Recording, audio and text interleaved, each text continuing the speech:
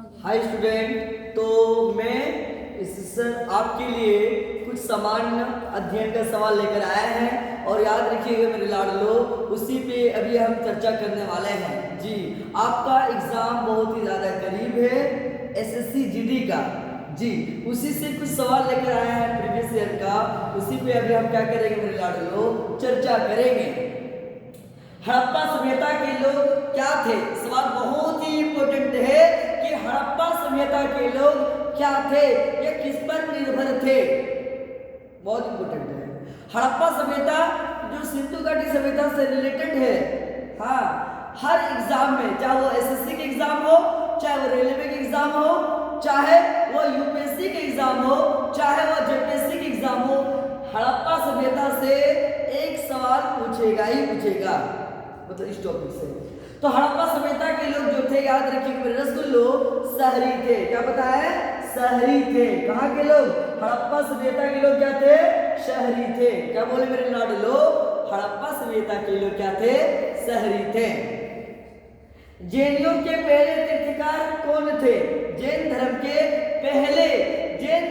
पहले तीर्थकार कौन थे? तो याद रखिएगा मेरे लाडलो कि जैन धर्म का पहला तीर्थकार जो था ऋषभ देव थे। कौन थे? ऋषभ देव।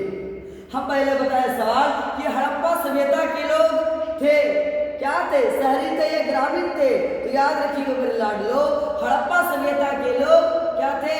शहरी थे। और जैन धर्म का पहला तीर्थकार कौन था? तो ऋषभ देव थे। कौन थे? ऋषभ देव। जी, याद रखिएगा, विश्व में महाद्वीपों की कुल संख्या कितना है? विश्व में महाद्वीपों की संख्या याद रखिएगा मेरे लाडलो 7 है। कितना बोले? 7 है। किसकी संख्या? महाद्वीपों की संख्या। किसकी संख्या बोल रहे? महाद्वीपों की संख्या।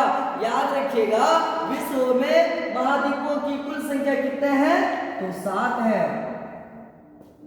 भारत की संविधान सभा गठित करने का आधार क्या था? याद रखिए मेरे लाडलो कि भारत का संविधान बनने में 2 साल 11 महीना 18 दिन लगा था। भारत का संविधान बनने में 2 वर्ष 11 माह 18 दिन लगा था। जी, याद रखिएगा मेरे लाडलो कि इसका जो गठन करने का आधार था कैबिनेट मिशन के प्लान 1946। कैबिनेट मिशन के तहत किया गया था। किसके आधार था? कैबिनेट मिशन के तहत किया गया था। ये संविधान से रिलेटेड बहुत ही ज्यादा इंपॉर्टेंट है। कई मरतबा एग्जामों में आपका ये सवाल देखा गया है कि संविधान सभा का अस्थायी अध्यक्ष कौन था, संविधान सभा का अस्थायी अध्यक्ष कौन था।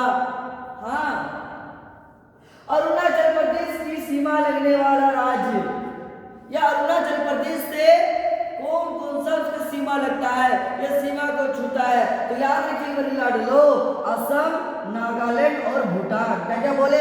अरुणाचल प्रदेश की सीमा से सटा हुआ अरुणाचल प्रदेश। कौन सा प्रदेश बोले? अरुणाचल प्रदेश। याद रखिएगा, असम, नागालैंड और भूटान। क्या बोले? असम, नागालैंड और भूटान। जी, अच्छन महाराज का संबंध किससे है?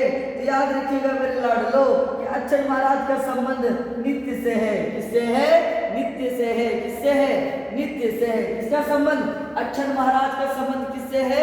तो नित्य से है। सूरसेन महाजनपद की राजधानी क्या थी? बहुत इंपोर्टेंट है कि सूरसेन महाजनपद की राजधानी क्या थी? तो याद रखिएगा मेरे लाडलो, सब प्यार से बोलो, मथुरा। क्या बोलेगा? मथुरा। सूरसेन महाजनपद की राजधानी क्या बताए? मथुरा बताए। हड़प्पा सभ्यता के लोग क्या थे? शहरी थे। जैन धर्म के पहले तीर्थकार कौन थे मेरे लाडलो? ऋषभ देव थे। और याद रखिएगा, विश्व में महाद्वीपों की कुल संख्या कितना था? तो 7 था। विश्व में महाद्वीपों की संख्या कितने बताए आपको?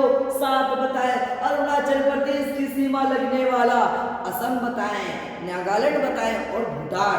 असम, नागालैंड और भूटान। जी, अच्छन महाराज का संबंध किससे है? तो याद रखिएगा, नित्य से है। किससे बताए? नित्य से। सूरसेन महाजनपद की राजधानी क्या था? सूरसेन महाजनपद की राजधानी याद रखिएगा, प्यार से बोलो, मथुरा। क्या बोले? मथुरा।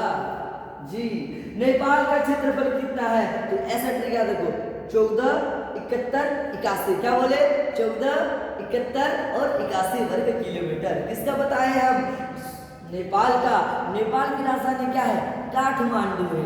नेपाल की राजधानी क्या बोले? काठमांडू है जी।